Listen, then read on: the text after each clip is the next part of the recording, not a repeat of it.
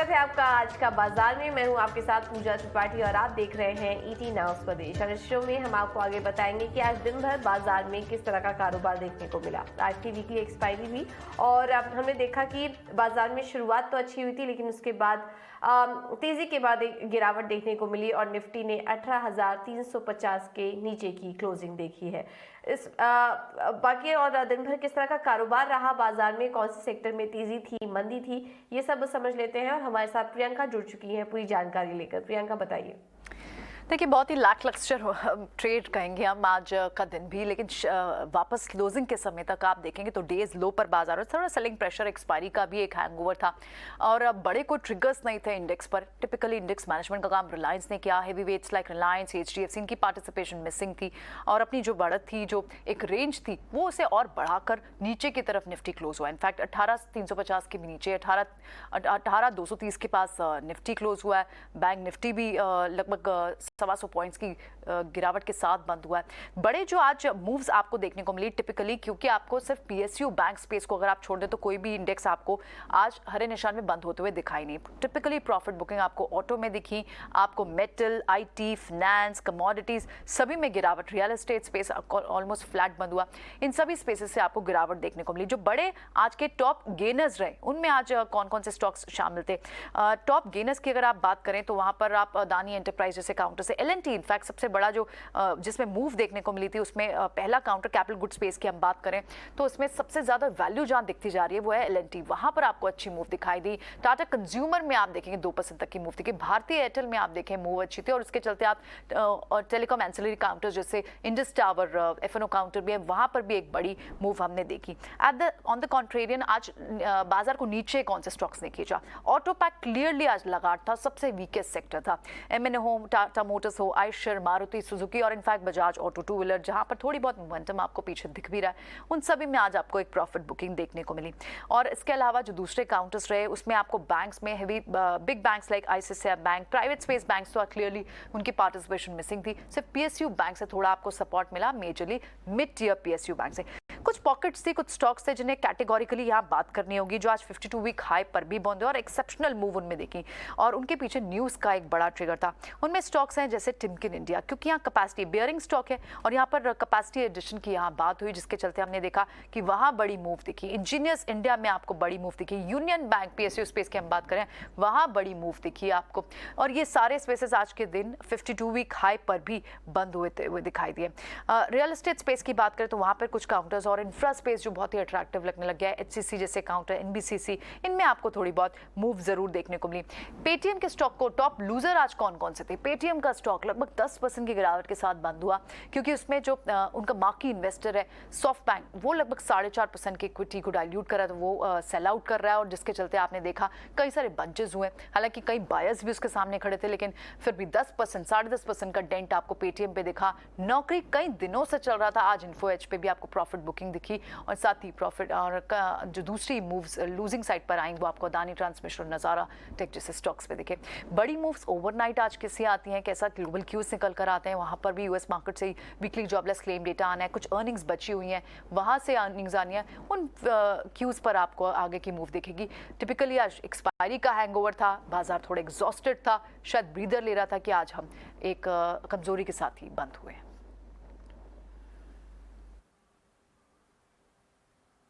बिल्कुल, बहुत बहुत शुक्रिया प्रियंका ये सारी जानकारी देने के लिए। तो ये कुछ मार्केट का एक्शन और सेक्टर स्पेसिफिक एक्शन भी हमने आपके सामने रखा और आज IT, ऑटो और एनर्जी पैक से कमजोरी आज देखने को मिली। स्टॉक स्पेसिफिक एक्शन भी आज काफ़ी ज़्यादा था।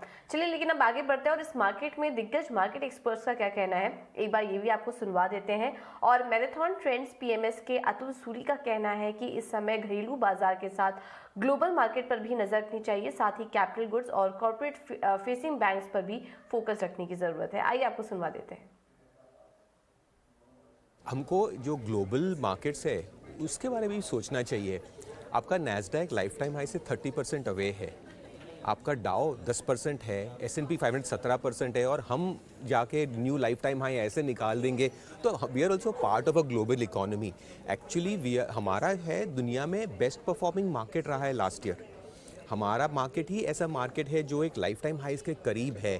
तो एक मार्केट को ग्लोबल सिनेरियो से बहुत हटके नहीं हो सकता।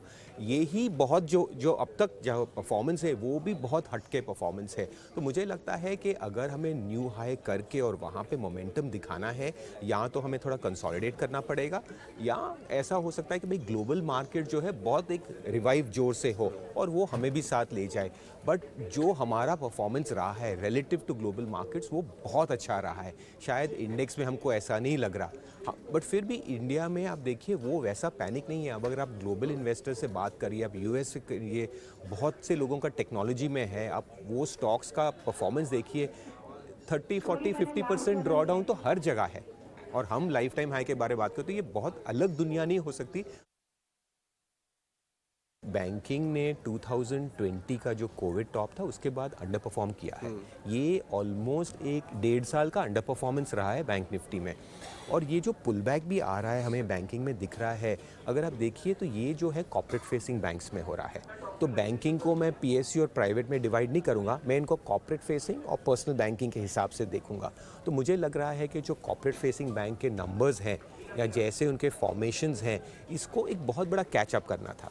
पीएसयू बैंक से वो 10 साल से नहीं चले, वो 10 साल से नहीं चले, 10 क्या 14 साल से, 2008 टॉप के बाद ये स्टॉक्स ने न्यू हाइज नहीं लगाए हैं। उस हिसाब से हमारा मार्केट वहाँ से 3 गुना हो गया निफ्टी जो है। तो मुझे लगता है कि ये जो सेक्टर्स हैं ये इन्होंने डिकेडल अंडर परफॉर्मर्स हैं, तो इनकी जो रैली है वो शुरू हुई है। तो आई वुड प्रिफर के कॉर्पोरेट फेसिंग बैंक्स में ध्यान रखा जाए रादर देन, लेकिन banking as a whole definitely leadership देगा, उसके जो नंबर्स हैं बहुत अच्छे आए। ऑलराइट, तो ये थे अतुल सूरी बाजार पर अपनी राय देते हुए। चलिए अब आगे बढ़ते हुए कुछ स्टॉक पर फोकस करते हैं। और आज जो फोकस में था एक्साइड का शेयर, यहाँ पर कुछ खबरें भी निकल कर आ रही हैं और पहले वो खबर समझ लेते हैं और डिटेल के साथ हमारे साथ इस वक्त सृष्टि मौजूद है। सृष्टि बताइए। एक्साइड की अगर बात करें तो अच्छे नतीजों के बाद मैनेजमेंट कमेंट्री भी काफ़ी पॉजिटिव आती हुई दिखी है, जहां पे सबसे पहले डिमांड को लेकर उन्होंने काफ़ी भरोसा जताया है कि आगे चल के ओईएम, साथ ही अगर आफ्टर मार्केट की बात करें तो डिमांड कैचअप करती हुई नजर आएगी। मार्केट शेयर भी कंपनी गेन कर रही है, ऐसा भी उन्होंने बताया कॉन कॉल में। और मार्जिन को लेकर भी उनकी कॉमेंट्री पॉजिटिव है, जहाँ पे 11% पे इस बार हमने मार्जिन देखे, क्योंकि पूरी इंडस्ट्री की बात करें तो 20 ईयर लो पे जाके मार्जिन हम देख रहे थे, वहाँ से सुधार देखने को मिल रहा है और आगे चल के 14% वो टारगेट कर रहे हैं। इसके अलावा अगर इनके lithium ion battery manufacturing plants की बात करें तो कंपनी का कहना है कि 2 चीज़ों पे फोकस रहेगा। सबसे पहले तो नेक्स्ट चार्ज, जिसकी ऑलरेडी असेंबली लाइनें कमेंस हो चुकी है, और दूसरा फोकस रहेगा ग्रीन फील्ड प्लांट का सेटअप करने के लिए, जिसके लिए आने वाले 8 से 10 साल में वो 6000 करोड़ का केपेक्स प्लान कर रहे हैं इन्वेस्टमेंट के लिए। पर जो फर्स्ट फेज है उसमें 4000 करोड़ के निवेश की वो बात कर रहे हैं, जहां पे कंपनी जो उसको ऑपरेशनल है वो सेकेंड हाफ ऑफ FY25 तक करने की पूरी कोशिश करेगी। और इन्हीं सब पॉजिटिव फैक्टर्स के चलते आज हम एक्साइड में 2% से ज़्यादा की तेज़ी देख रहे हैं।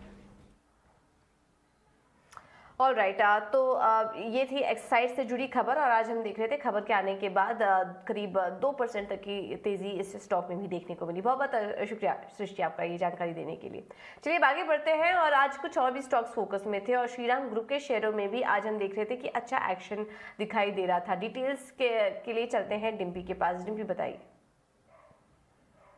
ये दोनों फाइनेंस से जुड़ी कंपनी, इसलिए इरडा से अप्रूवल आना था वो आ गया इनके पास, सेबी से अप्रूवल आना था, लिस्टेड कंपनी थी वो आ गई इनके पास, आरबीआई से अप्रूवल आना था वो आ गई इनके पास, अब एनसीएलटी बकाया था तो एनसीएलटी से अप्रूवल भी इनको मिल गया। तो ज़्यादातर जो रेगुलेटरी बॉडी है उनसे इनको अप्रूवल मिल गया, यानी कि प्रोसेस बहुत फास्ट है।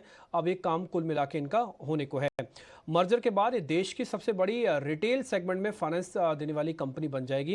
ये दोनों मिलने के बाद इस जो नई एंटिटी होगा उसका नाम होगा श्रीराम फाइनेंस लिमिटेड। एक नया ऐप बना देंगे वो, उस ऐप के जरिए वो सारे के सारे आप फैसिलिटीज़ दोनों कंपनीज की एक ही ऐप में ले लेंगे।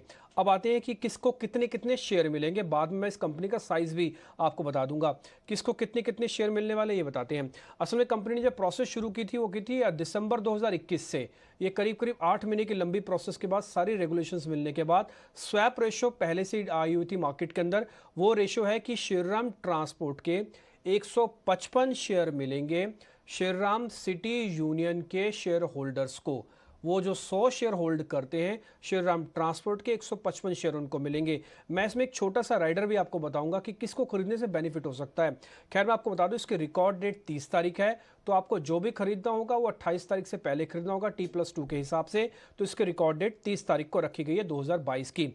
आते हैं मर्जर के बाद ये नई कंपनी का स्वरूप कैसा होगा। अगर ब्याज से आय देखेंगे, इसकी जो इंटरेस्ट इनकम कहते हैं वो होगी करीब 13,300 करोड़ रुपए के आसपास, और इसमें से मेजर हिस्सा होगा श्रीराम ट्रांसपोर्ट का जो करीब 9,000 करोड़ रुपया देता है, और सिटी यूनियन का होगा करीब 4,000 करोड़ रुपया। AUM 1.5 लाख करोड़ से ज्यादा का होगा, 1,60,000 होगा। ग्राहक 2 करोड़ से ज्यादा हो जाएंगे। डिस्ट्रीब्यूशन नेटवर्क 3500 जगह पे इनका है। 50,000 सारे कर्मचारी हैं जो अब कंबाइन एंटिटी के लिए काम करेंगे, और कुल मिला के देश में ब्रांचेज है 2850। तो आप इसका साइज देख सकते हैं कि अपने आप में बड़ा जॉइंट ये बनने जा रहा है। बिल्कुल, बहुत बहुत शुक्रिया रिम्पी ये सारी जानकारी देने के लिए। चलिए इसके बाद एक और स्टॉक पर फोकस करते हैं, और वो है पेटीएम। पेटीएम में आज हमने देखा कि भारी गिरावट देखने को मिली है। इसके पीछे की वजह क्या थी, बताने के लिए सौमित हमारे साथ मौजूद है। सौमित बताइए। तो अगर आप देखेंगे तो soft bank most likely seller है आज के ट्रेड में। करीब 2.9 करोड़ शेयर्स वो बेच रहे हैं, जो कि 4.5% स्टेक है, और ये 555 रुपीज जो उनका लोअर एंड था प्राइस बैंड का, उस पर ये डील हुई है। करीब 7.7% डिस्काउंट था कल के ट्रेड से। अब जो बाकी का स्टेक बचा है सॉफ्ट बैंक का, करीब 12.9% स्टेक, उस पर 60 डे का लॉक इन है। इसका मतलब ये है कि एटलीस्ट नेक्स्ट 60 डेज के लिए सॉफ्ट बैंक की तरफ से कोई सेलिंग नहीं आएगी। अब कौन ये बायर्स है सॉफ्ट बैंक के स्टेक पे, सोर्सेस से ये पता चल रहा है कि नॉर्जस बैंक, सिगेंटी और मिलेनियम बड़े बायर्स रहे हैं इस स्टेक में, और BNP पारिबास ने भी एक छोटा सा स्टेक खरीदा है। ये जो स्टेक सेल आज के ट्रेड में हुआ है। अब याद रखिएगा पेटीएम पे जो लॉक इन था प्री IPO इन्वेस्टर्स के लिए, वो नवंबर 14 को खुल गया था, और उसके बाद हमें सोसाइटी जनरल की तरफ से भी एक छोटा सा ब्लॉक दिखा था, और आज एक बड़ा ब्लॉक दिखा है सॉफ्ट बैंक की तरफ से। अब सॉफ्ट बैंक ने करीब 1.6 बिलियन इन्वेस्ट किया था पेटीएम में, और जिसकी वैल्यूएशन अब से 4,500 करोड़ है, क्योंकि 70% ड्रॉप हमें शेयर प्राइस में दिखा है। अब ये भी एक बात ध्यान में रखिएगा कि सॉफ्ट बैंक का स्टेक पॉलिसी बाजार और डिलीवरी पे भी है। पॉलिसी बाजार पे का जो लॉक इन पीरियड है वो ऑलरेडी खुल चुका है नवंबर 10, और उसके बाद हमें ऑलरेडी ब्लॉक्स दिखे हैं उस कंपनी में। टाइगर ग्लोबल ने करीब 1.9 करोड़ शेयर्स बेचे हैं, इंटरनेट फंड ने करीब 1.1 बेचे हैं, और डिलीवरी पे जो ब्लॉक है, डिलीवरी पे जो लॉक इन है वो 21 नवंबर को खुलने वाला है। और आज हमने नायका में भी काफी सारे ब्लॉक्स देखे जब से लॉक इन खुला। इनफैक्ट कंटिन्यूसली ब्लॉक डील्स हो रहे हैं नायका पे। लाइट हाउस ने पहले 4 करोड़ शेयर्स बेचे थे, TPG ग्रोथ ने करीब 1.1 करोड़ शेयर्स, और एक बड़े एम्प्लॉइज ने करीब 1.5 करोड़ शेयर्स दिखे। तो जब से ये लॉक इन खुल रहे हैं, ये जो consumer tech recently listed companies है, सारी कंपनीज में हमें एक बड़े बड़े ब्लॉक्स दिख रहे हैं, जिसमें प्री IPO इन्वेस्टर्स जो है वो अपने स्टेक बेचे जा रहे हैं कंटिन्यूसली। ऑलराइट, बहुत बहुत शुक्रिया सौमित ये सारी जानकारी देने के लिए। चलिए फिलहाल इस बुलेटिन में इतना ही, लेकिन आप बने रहिए हमारे साथ, खबरों का सिलसिला आगे भी जारी रहेगा। नमस्कार।